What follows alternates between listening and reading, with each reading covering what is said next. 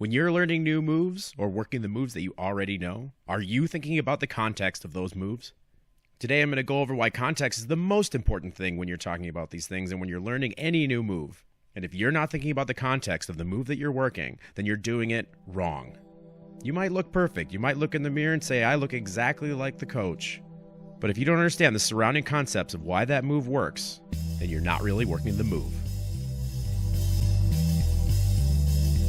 This is Fight Philosophy. When I'm talking about the context of the move, what am I talking about? When you throw a right kick, what are the things that need to happen to make that move work? The person has to be in front of you. That's an obvious one, right? Maybe the person needs to be moving a certain direction. Maybe you've got to throw a jab first to split their attention so they don't cover it. What if they teep you? That has to not happen. So the context of a right kick working are all of these things. What the other person can't do or doesn't do. All the things that you do or have to do before you set up this kick. If you're standing right in front of someone and they're just looking right at you, can you get that kick? Some people can, if they're fast enough, or if they're going against someone who's bad enough. But all of that accounts in the context.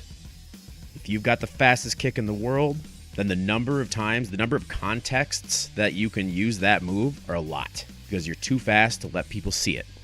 So you can use that move in almost any context, if you're fast. What if you're not fast? What are the things that need to happen? And all of this is what I'm talking about when I talk about context.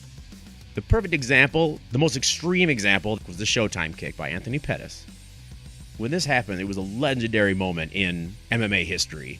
Everybody's jaws dropped. Everybody thought it was just insane. How the hell did that just happen? Did that just happen? Like, you gotta... They rewound that thing so many times. And let's just talk about the context of this move. Is this move worth training?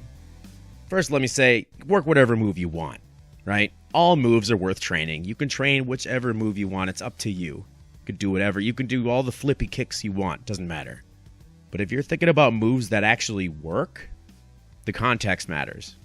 And the context for this kick, for the Pettis kick, for the Showtime kick, is very specific.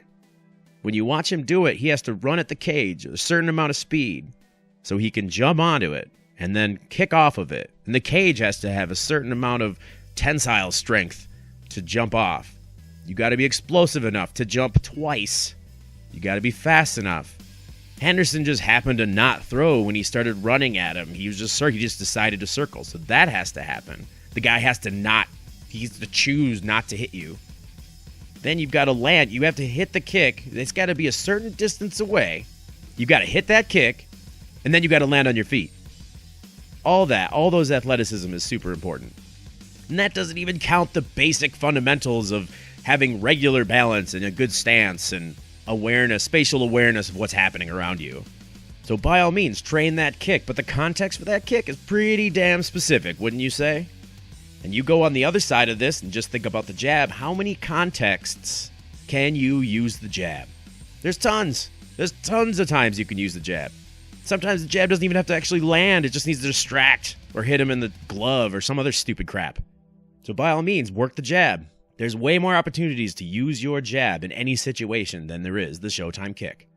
And every move is like this. Every single one that you work has contexts for that move. And I'm sure most of the classes that you guys have gone to, if you learn a martial art, the instructor will give you a context. They'll say, if this happens, then this. When the guy does this, you do this. What he's doing there is laying out the context of when the move works. And it's important to realize that that's just one context in which the move works that he's giving you. Is it the only context in which that move works? Now that's fine. There could be only one, it's possible, but it's a very specific move.